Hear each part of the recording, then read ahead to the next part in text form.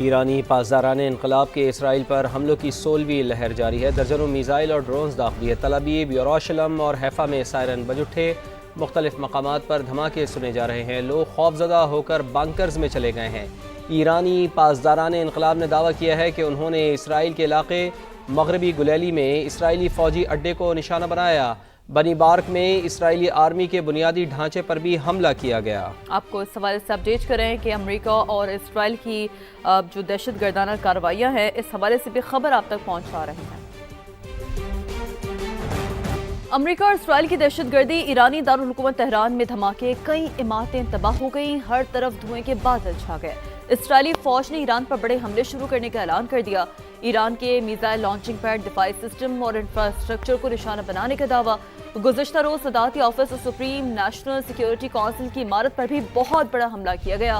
Hamdan, Isfahan, Shiraz, قم، یزد اور فارس شہر پر بھی شدید بمباری کی گئی۔ 5 روز میں شہادتوں کی تعداد 787 ہو گئی۔ پاسداران انقلاب کے 18 اہلکار بھی شامل ہیں۔ ہلال احمر کے مطابق 153 شہروں میں 500 سے زائد مقامات پر ہزاروں بم اور میزائل داغے جا چکے ہیں۔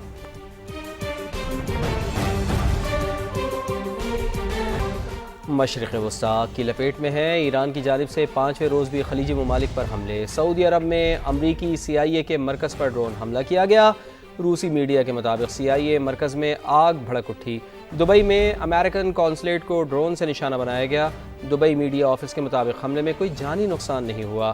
قطری وزارت دفاع کے مطابق العدید ایئر بیس پر بیلسٹک میزائل سے حملہ ہوا۔ حملے کے وقت ایئر بیس پر امریکی فوجی موجود تھے۔ پاسداران انقلاب نے بحرین میں بھی امریکی تنصیبات پر حملے کیے۔ بحرین کے فوجی ترجمان کے مطابق ایران کی جانب آنے والے 74 میزائل اور 92 ڈرونز کامیابی سے روکے۔ سعودی وزارت دفاع کے مطابق ملکی حدود میں داخل ہونے والے 9 ڈرونز کو تباہ کر دیا گیا ہے۔ اور ابھی آپ کو بتائیں کہ اہم اطلاعات آ رہی ہیں کہ سعودی ولی عہد شہزادہ محمد بن سلمان کے حوالے سے بھی ہم آپ کو آگاہ کریں گے، لیکن آپ کو ابھی ہم بتا رہے ہیں کہ امریکہ اور اسرائیل کی دہشت گردی جاری ہے۔ ایرانی دارالحکومت تہران میں بھی دھماکے سنے گئے ہیں۔ کئی طرح کی عمارتیں تباہ کر دی گئی ہیں۔ ایران کے میزائل لانچنگ پیڈز، دفاعی سسٹم اور انفراسٹرکچر کو نشانہ بنایا گیا ہے۔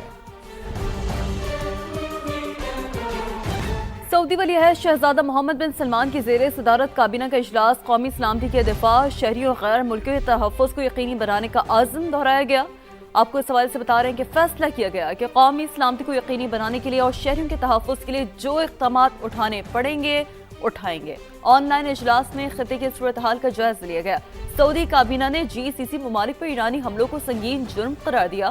اعلامیے کے مطابق ان حملوں سے علاقائی امن و سلامتی اور خود مختاری کو نقصان پہنچا ہے۔ سعودی کابینہ کے اجلاس میں ایرانی حملوں کے بعد سعودی عرب کی حمایت کرنے والے ممالک کا شکریہ بھی ادا کیا گیا۔ اور اس کے ساتھ ساتھ اہم خبر یہ ہے کہ ایران کو نیا سپریم لیڈر مل گیا ہے۔ عرب میڈیا کے مطابق آیت اللہ خامنائی کے بیٹے مجتبیٰ خامنائی ایران کے سپریم لیڈر منتخب ہو گئے ہیں۔ ایران میں رہبر اعلیٰ کا انتخاب 88 رکنی مجلس خبرگان کرتی ہے۔ ایرانی سپریم لیڈر آیت اللہ خامنائی کو مشہد میں امام رضا کے مزار کے احاطے میں سپرد خاک کیا جائے گا۔ علی خامنائی کی تدفین کا تہران میں تعزیتی اجتماع امام خمینی ہال تہران میں ہوگا۔ ایران کو جوہری یا بیلسٹک میزائل بنانے کی اجازت نہیں دیں گے، امریکی وزیر خارجہ مارکو روبیو نے واضح کر دیا۔ میڈیا سے گفتگو میں مارکو روبیو نے کہا کہ دبئی میں امریکی قونصل خانے کے پارکنگ ایریا میں ڈرون گرا، کوئی جانی نقصان نہیں ہوا، عملہ محفوظ رہا۔ تنازع کے آغاز کے بعد سے 9000 امریکی شہری خطے سے نکل چکے ہیں، مزید کو نکالنے کے لیے اقدامات کر رہے ہیں۔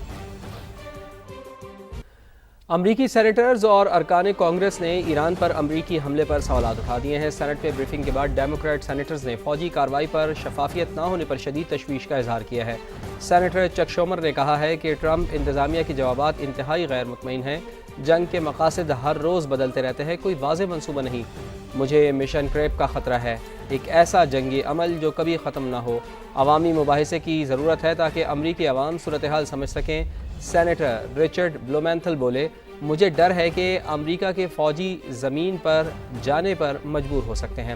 ہمیں واضح نہیں ہے کہ ٹرمپ انتظامیہ کے اگلے اہداف کیا ہیں، جوہری ہتھیار ختم کرنا، میزائل تباہ کرنا، رجیم چینج یا پھر دہشت گردی روکنا۔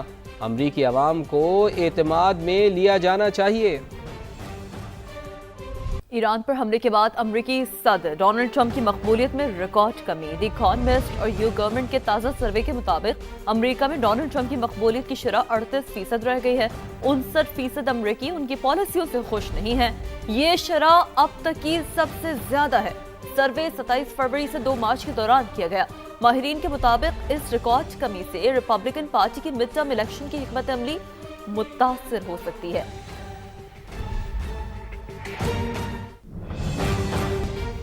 برطانیہ ایران پر کسی بھی جارحانہ حملے میں شامل نہیں۔ برطانوی وزیر اعظم کا ایسا کہنا ہے۔ مشرق وسطی میں ہم اپنے اتحادیوں کے دفاع کے لیے اقدامات کر رہے ہیں۔ کیئر سٹارمر کا ایسا کہنا ہے۔ میں نے ماضی میں عراق جنگ کی بھی مخالفت کی تھی۔ کیئر سٹارمر یہ بھی کہہ رہے ہیں کہ برطانیہ میں اسلامو فوبیا کے خاتمے کے لیے مؤثر اقدامات کیے جائیں۔ ایران کو سعودی سرزمین استعمال نہ ہونے کی یقین دہانی لے کر دی۔ نائب وزیر اعظم اسحاق ڈار کی سینٹ میں سفارتی کوششوں پر بریفنگ۔ بتایا پاکستان سعودی عرب کے ساتھ دفاعی معاہدہ کر چکا۔ ایران سے کہا کہ اسے مد نظر رکھا جائے۔ سب نے دیکھا سعودی عرب اور عمان کے خلاف کم ری ایکشن ہوا۔ وزیر اعظم میاں شہباز شریف اور ترکی کے صدر کا ٹیلی فونک رابطہ ہوا ہے۔ وزیر اعظم نے مشرق وسطی کے بحران پر گہری تشویش کا اظہار کیا ہے۔ ایران پر اسرائیلی حملوں اور خلیجی ممالک پر حملوں کی مذمت۔ وزیر اعظم نے صدر رجب طیب اردوان کو خلیجی ممالک کی قیادت سے حالیہ رابطوں کے بارے میں آگاہ کیا۔ دونوں رہنماؤں کا مزید کشیدگی سے بچنے کے لیے فریقین سے تحمل اور بردباری پر زور۔ وزیر اعظم نے ترک صدر کو افغانستان کے تناظر میں حالیہ پیش رفت سے بھی آگاہ کیا۔ دونوں رہنماؤں کا قریبی اور مسلسل رابطے میں رہنے، خطے میں امن و استحکام کے لیے مشترکہ کوششیں جاری رکھنے پر اتفاق ہوا۔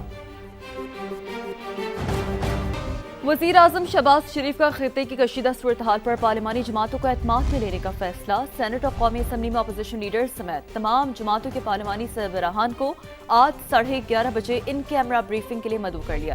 تحریک انصاف کا ان کیمرہ بریفنگ میں شرکت سے انکار۔ پی ٹی آئی سیاسی کمیٹی کے اجلاس میں یہ فیصلہ ہوا۔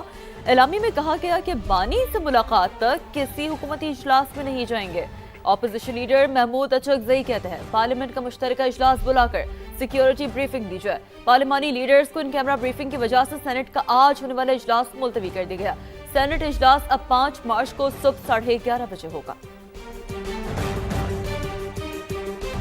ایران، امریکہ اور اسرائیل کی جنگ۔ عالمی منڈی میں تیل کی قیمتوں میں اضافے کا سلسلہ جاری ہے۔ امریکی کروڈ آئل 3.3% اضافے سے $74.6 فی بیرل پر آ گیا ہے۔ اسی طرح برطانوی برنٹ خام تیل کی قیمت 3.98% اضافے سے $81.60 فی بیرل ہو گئی ہے۔ ماہرین کے مطابق آبنائے ہرمز کی بندش کے باعث تیل کی قیمتیں $100 فی بیرل تک جا سکتی ہیں۔